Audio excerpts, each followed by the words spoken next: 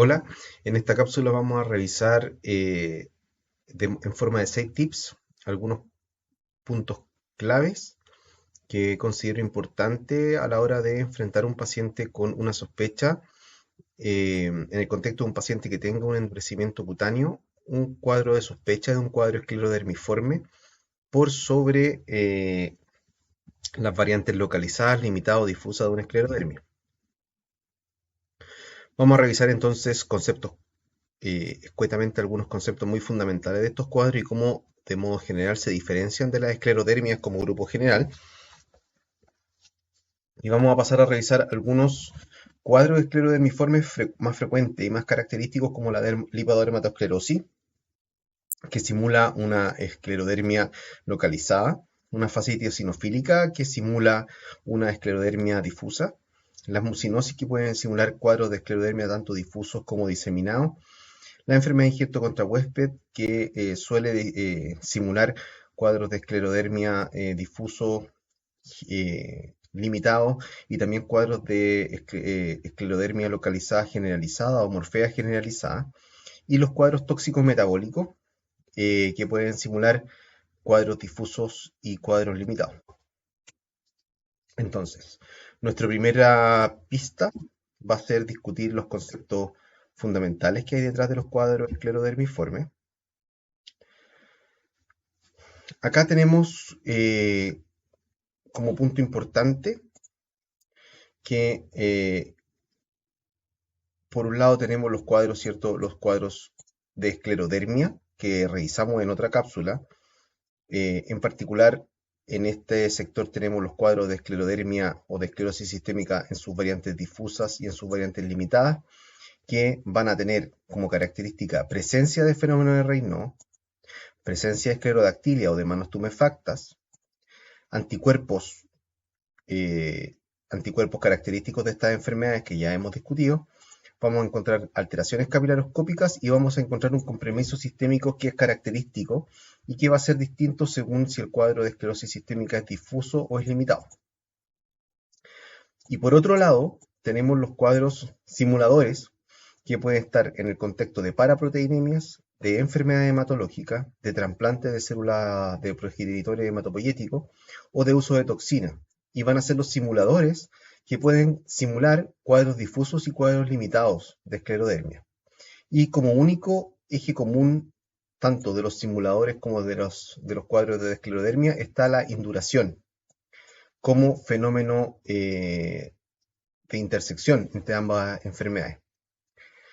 Un punto aparte son los pacientes que tienen, son los cuadros de esclerodermiforme o simuladores de esclerodermia, pero que imitan cuadros localizados, o sea, que imitan morfea, donde tenemos cuadros que pueden ser reacciones secundarias a radioterapia, secundarios a inyecciones, a aplicación de ciertas vitaminas, que van a gatillar cuadros que son muy similares a los de la esclerodermia localizada o morfea, salvo dos escenarios distintos. Uno son aquellos cuadros esclerodermiformes que simulan morfea, pero que corresponden a carcinomas. En estos casos las biopsias van a ser completamente distintas y estos carcinomas puede ser un carcinoma vasocelular morfeiforme, por ejemplo, pero también podría ser un carcinoma en Cuiraz que se puede ver en pacientes que tienen cáncer de mama.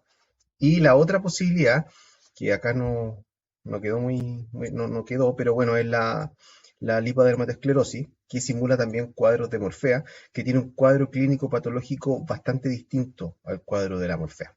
¿Ya? Entonces, como punto fundamental acá, tenemos que los cuadros esclerodermiformes y la esclerodermia lo que comparten es la induración.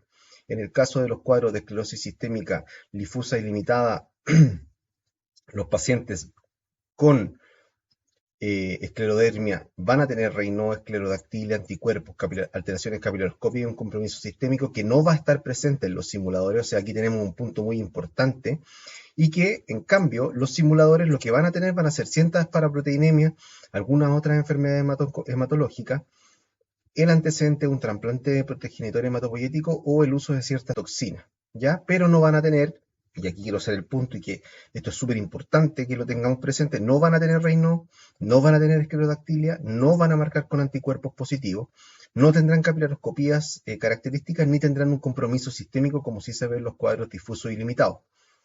Y por otro lado, los cuadros de esclerodermias versus los cuadros que simulan esclerodermias localizadas van a ser, en su gran mayoría, cuadros de esclerodermia localizada o morfea que van a ser secundarios a ciertos insultos externos, como puede ser una radioterapia, la inyección, la aplicación de ciertos medicamentos, pero van a haber algunos cuadros que son distintos, que simulan una esclerodermia, pero que claramente no es que hayan activado una esclerodermia, sino que es un cuadro completamente distinto, pero que tiene una observación clínica que es similar, como puede ser los carcinomas o como puede ser la lipodermatoesclerosis.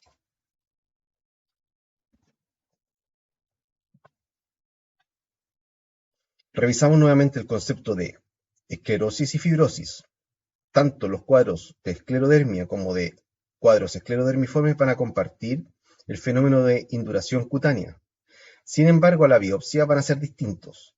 Los cuadros de esclerosis sistémica y de morfea, así como varios de los cuadros de simuladores de esclerodermia, van a tener esclerosis como fenómeno histopatológico clave. En cambio, dentro de los cuadros simuladores de esclerodermia, el escleromixedema y la fibrosis sistémica nefrogénica tendrán como hallazgo característico en la biopsia la presencia de fibrosis. ¿Cuál es la diferencia entre esclerosis y fibrosis? Los pacientes con esclerosis lo que tienen es un aumento del colágeno y un engrosamiento de los ácidos de colágeno. En cambio, los pacientes con fibrosis lo que tienen es una activación de los fibroblastos, con aumento y proliferación de fibroblastos intercalados con las fibras de colágeno. Eso se va a ver exclusivamente en dos cuadros, que uno es escleromixedema y el otro es la fibrosis sistémica nefrogénica. En el resto de los cuadros, ya sean esclerodermias o simuladores de esclerodermias, que no sea el escleromixedema o fibrosis sistémica nefrogénica, lo que vamos a tener va a ser únicamente esclerosis.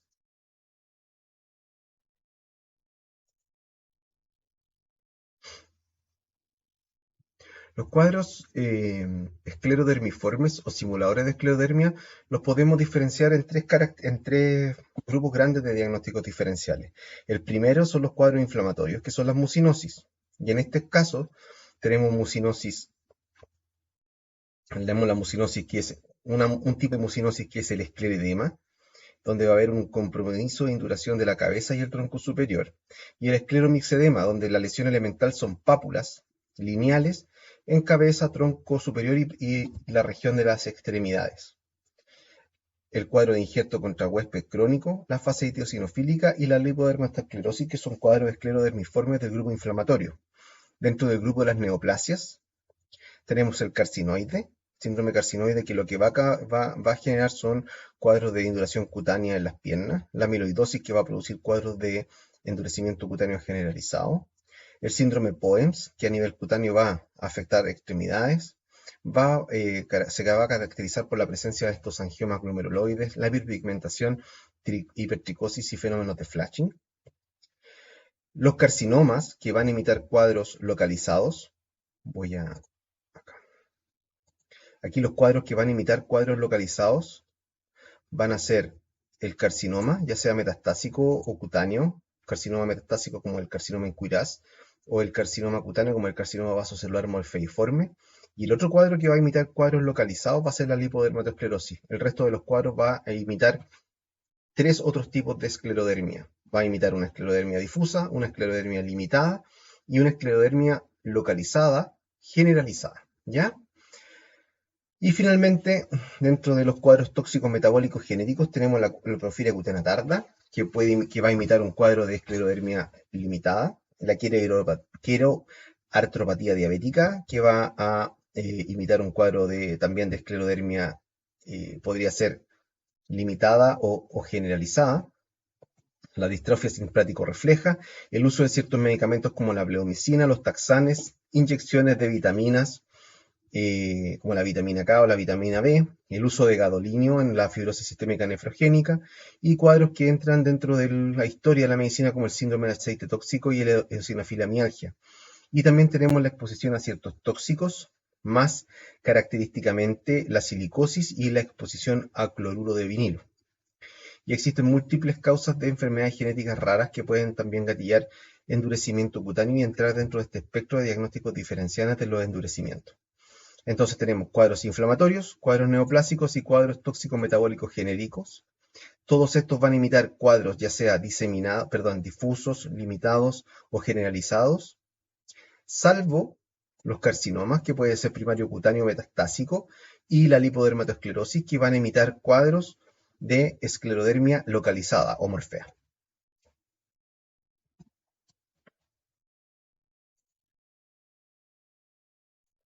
Nuestro segundo concepto importante, vamos a revisar algunos puntos fundamentales de la lipodermatoesclerosis. La lipodermatoesclerosis, lo característico es que afecta la cara medial de las piernas, la región sobre el malleolo, y que habitualmente está en el contexto de una insuficiencia venosa. Tiene dos fases. Tiene una fase aguda, que simula una celulitis. A nosotros nos pasa mucho cuando nos interconsultan en el hospital por celulitis que no responden a tratamiento antibiótico. Y uno cuando ve a un paciente con una placa eritematosa, edematosa, muy similar a una celulitis en la cara medial de la pierna por sobre el malleolo, una de las posibilidades es esta lipodermatoesclerosis, que puede simular bastante una morfea profunda. Y en fase crónica son más bien morfeiformes, más que celulitis, son más bien morfeiformes. A la histopatología va a manifestarse como una paniculitis septal irregular con esto que son los cambios lipomembranosos, que es lo que hace el diagnóstico finalmente a la biopsia, que no siempre es necesaria, a veces solo con el cuadro clínico basta, y de hecho tampoco a veces es muy recomendable biopsiar a estos pacientes porque después las heridas quirúrgicas no cierran. Pero en caso de que se solicite una biopsia, en caso de duda diagnóstica, lo que uno busca son estos cambios lipomembranosos. Y el tratamiento de primera línea va a ser el manejo de la hipertensión venosa mediante elevación de las extremidades, el uso de compresión y los corticoides intralesionales que son bastante útiles. Este es un cuadro entonces de una morfea, perdón, de una lipodermatoesclerosis. Veamos que comprometen la cara medial. Esta es una etapa más bien aguda, está muy eritematoso, no es tan similar a una esclerodermia localizada. Simula muy bien una celulitis. Un paciente que tiene signo evidente, ¿cierto?, de insuficiencia venosa, cara medial de la pierna por sobre el maneolo. En estos casos, muy parecido a lo que es una celulitis. Como importante, ¿cierto? Sabemos que la celulitis nunca en medicina, pero nunca, digamos, una celulitis bilateral, cosa que sí se puede ver con la lipodermatoesclerosis. Eh, y aquí ya tenemos el cuadro más bien, el anterior era un cuadro más bien agudo, ¿cierto? Con edemas, muy parecido a una celulitis, pero bilateral. Y en la segunda imagen ya tenemos un cuadro que simula perfectamente una esclerodermia localizada profunda, ¿cierto? Eh, Esta es una de las variantes de los cuadros que simulan morfeas localizadas. El otro son los carcinomas, que pueden ser primarios cutáneos, ¿cierto? Como el carcinoma vasocelular morfeiforme, o bien como los carcinomas metastásicos, como el carcinoma en Cuiras. La tercera pista que vamos a revisar hoy va a ser algunos conceptos fundamentales de fasciitis eosinofílica. Eh, a diferencia por ejemplo, de las morfeas, la fasciitis eosinofílica, que para algunos es una variante morfea, tiene un inicio agudo. Es un paciente que inicia un compromiso rápidamente progresivo, que inicialmente parte con cambios de coloración y edema cutáneo y algunos síntomas referidos como la esfera reumática. Habitualmente, y aquí una cosa importante que incorporen es el concepto del Kepner profundo, que significa que son pacientes que inician el compromiso inflamatorio luego de algún traumatismo. Esto pasa también en otra patología que es la artritis psoriática, que también se ve este fenómeno de, entre comillas, Kepner profundo, en que los síntomas se desarrollan o se comienzan a presentar luego de algún evento traumático o algún ejercicio intenso. ¿Ya? Este Kepner profundo es muy característico de las fascitis eosinofílicas, como también lo es en los casos de artritis psoriática. El compromiso es simétrico, pero como todos los cuadros esclerodermiformes no tienen un compromiso acral, no existe Raynaud, y nuevamente no existe no existe esclerodactilia, aparte no existe, bueno, como dijimos, el Raynaud no tiene este compromiso acral, no tiene la progresión acral, tampoco tiene cambios capilaroscópicos y tiene serologías ausentes o no específicas. Tiene característicamente este signo del surco al examen físico, Puede haber al hemograma cierto grado de sinofilia. Importante que haya un porcentaje no menor de pacientes que se asocia esta enfermedad a paraproteinemia y fenómeno hematológico maligno. Y el diagnóstico se hace habitualmente, se puede hacer mediante una resonancia o mediante una resonancia para tomar o sea, una resonancia puede ser útil para el diagnóstico. A veces la sola resonancia más el cuadro clínico es suficiente. En otras circunstancias, la resonancia nos orienta a la zona donde se va a tomar la biopsia. Eh, la biopsia, como dijimos, lo que vamos a ver va a ser esclerosis e inflamación. La inflamación fundamentalmente es de linfocitos, plasmocitos y algunas veces se ven eosinófilos, pero no es para nada lo más frecuente. Y el tratamiento es un tratamiento, este es habitualmente una enfermedad de curso agudo, que con tratamiento resuelve. Y el tratamiento habitualmente es con un corticoide sistémico, eh, habitualmente en monoterapia por algunos meses, y si es que no hay una respuesta apropiada, de modo bien precoz, le agregamos metotrexato o micofenolato, y a esto hay que adicionarle las terapias físicas. Yo de modo personal a estos pacientes no les indico terapia física o rehabilitación o kinesioterapia mientras no esté el paciente con un cuadro más o menos ya tratado por este fenómeno en el Kirchner profundo, para no gatillar actividad en casos de que se vayan a hacer terapias con ultrasonido o con ejercicio demasiado intenso a nivel de kinesioterapia. Este es el cuadro clínico bien característico, esta piel que aparece como piel de naranja. Si esta fuera una extremidad y una eleva la extremidad sobre el nivel del corazón, se va a producir un hundimiento de todas las zonas donde existen trayectos venosos, producto de la esclerosis del subcutáneo y fascia que existen en estos pacientes, y eso se le llama el signo del surco. Y aquí se ve de mejor manera, como si también se ven los cambios de coloración de estos pacientes. La cuarta pista es revisar algunos conceptos bien fundamentales de mucinosis. La mucinosis corresponde a una acumulación idiopática de mucina en piel. La mucina en la mucinosis está compuesta fundamentalmente de ácido hialurónico, y existen dos grupos grandes de mucinosis. Dos grupos grandes.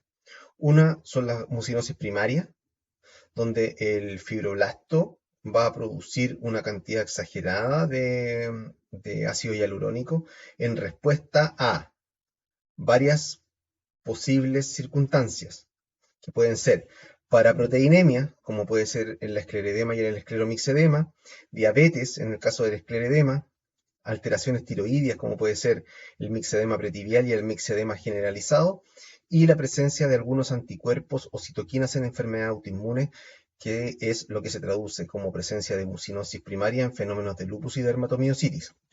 El otro grupo grande de acumulación de mucina en pie es secundaria, y puede ser secundaria a una serie de factores como pueden ser traumatismos, tumores, amartomas, cánceres, etc. Lo que nos convoca hoy día es la mucinosis primaria o idiopática de la piel, que suele ser gatillada por algún fenómeno inflamatorio, por algún trastorno tiroides, por algún fenómeno de diabetes o por paraproteinemia.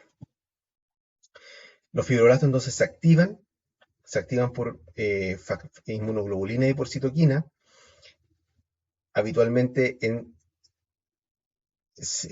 como respuesta secundaria a algunos de estos trastornos que se están nombrando acá, y existen formas foliculares y formas no foliculares. Las formas foliculares son las mucinosis foliculares, y están las formas no foliculares, que son las formas localizadas, las formas generalizadas y las formas aleatorias. Nosotros nos vamos a focalizar en dos formas de mucinosis. Una es la localizada, que es el escleredema, y otra es una forma generalizada que se llama escleromixedema. Ambas son mucinosis primaria. En el caso de escleredema, corresponde a un cuadro difuso, no popular, son más bien placas grandes que abarcan cabeza, cuello y tronco, que pueden estar asociados a tres enfermedades distintas, a una de tres o a las tres, pero en general a una de tres: a diabetes, a paraproteinemia o a infección por estreptococo grupo A, y producen, como ya vimos, esclerosis sin fibrosis a la biopsia. Los cuadros postinfecciosos, o sea, post-cuadros de estreptococo grupo A, suelen ser agudos, en cambio el resto se hace crónico, y los tratamientos se basan en fototerapia más terapia física. La mucinosis generalizada que vamos a analizar acá, que se manifiesta como un cuadro esclerodermiforme, es el escleromixedema. Acá la lesión elemental, a diferencia del esclerodema, es papular. Y estas lesiones papulares son lineales, son de predominio clarisimétrico, y a la biopsia tienen tanto fibrosis como esclerosis. O sea, tienen engrosamiento y aumento del colágeno con aumento y activación fibroblástica. Y están asociados la mayoría de las veces a alguna paraproteinemia. Son cuadros crónicos que tienen recurrencias múltiples, pueden tener compromiso multisistémico, siendo especialmente grave el compromiso neurológico, y el tratamiento es con inmunoglobulinas, más corticoides, más talidomida, y en casos refractarios el uso de bortezomib o terapia de trasplante de médula ósea. Acá tenemos la lesión típica de un escleromixedema, esta lesión papular lineal, que va formando trayectos lineales de predominio acral, pero que finalmente se generaliza. Y este es el cuadro típico de un esclerodema, donde vemos una gran placa grande, difusa, no papular, que abarca el segmento alto del tronco, también puede afectar cabeza y cuello. Nuestro quinto tip de esta cápsula va a ser algunos conceptos claves de los injertos contra huésped. El injerto contra huésped puede ser una variante aguda y una variante crónica. La que nos convoca hoy día es la variante crónica. Uno puede experimentar una enfermedad de injerto contra huésped luego de un trasplante halogénico, que es lo más frecuente, pero también podría ser en pacientes que reciben productos sanguíneos no irradiados en condiciones de inmunosupresión, o pacientes que tienen trasplante de órganos sólidos, pero que sean ricos en precursores hematopoyéticos, como puede ser trasplante hepático o trasplantes intestinales.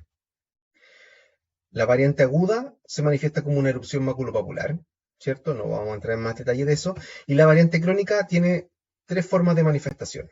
Una forma tipo poiquiloderma, otra forma tipo líquen y una forma que es esclerodermiforme. Y la forma esclerodermiforme se puede manifestar como simulando un líquen escleroso y atrófico, se puede manifestar simulando una esclerodermia localizada, una esclerodermia localizada generalizada o una fascitis eosinofílica. Estos son los cuadros clínicos característicos de un injerto contra huésped cutáneo crónico. Un cuadro que simula un líquen escleroso y atrófico, que simula una morfea generalizada o que simula una fascitis eosinofílica. Junto con el compromiso cutáneo, una pista que nos ayuda a clasificar de mejor forma y a diferenciar, por ejemplo, un injerto contra huésped de otros cuadros de esclerodermia o cuadros esclerodermiformes, es la presencia de ulceración en las lesiones cutáneas y la formación de estos nódulos angiomatosos, con compromiso de mucosa de tipo líquen plano, con distrofia de pelos y distrofia de uñas. Y a la biopsia se va a evidenciar cuadro de esclerosis sin fibrosis. Y este proceso de esclerosis puede ser tanto de la dermis hipodermio-fascia, dependiendo del nivel de profundidad del compromiso cutáneo. Va a ser un compromiso de esclerosis sin fibrosis, así como ocurre en todos los cuadros de esclerosis sistémica, la morfea y en los cuadros de simuladores de esclerodermia, excepto la fibrosis nefrogénica sistémica y el escleromixedema. El tratamiento de base de estos pacientes consiste en corticoides sistémicos e inhibidores JAK como el ruxolitinib, y el compromiso cutáneo nosotros los podemos ayudar, podemos agregarle al tratamiento basal del injerto contra huésped crónico el uso de fármacos tópicos, inmunosupresores tópicos y de fototerapia, que puede ser una fototerapia banda angosta en caso de lesiones superficiales o una pubaterapia o luz UVA1 en caso de lesiones profundas.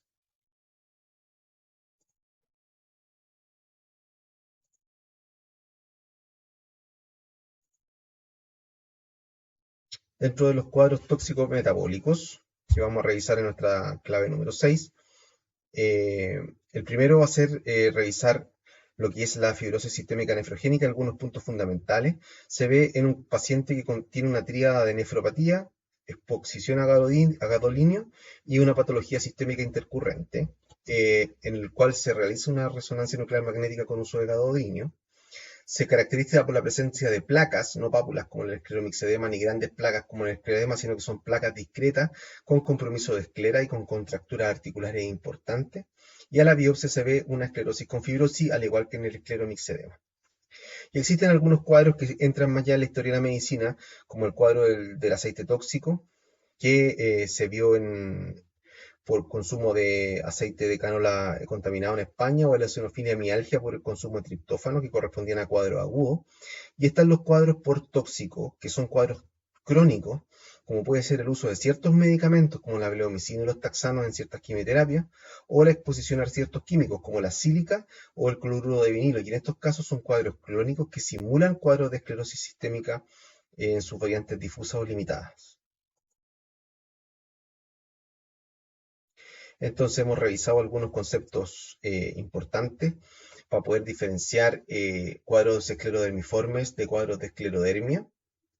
Hemos visto puntos de intersección entre los cuadros de esclerodermiforme y de esclerodermia a nivel clínico, y hemos revisado los cuadros de simuladores de esclerodermia más frecuentes y más importantes, como son la lipodermatoesclerosis, la fasciitis eosinofílica, la mucinosis, la enfermedad injerto contra huésped y los síndromes tóxico-metabólicos.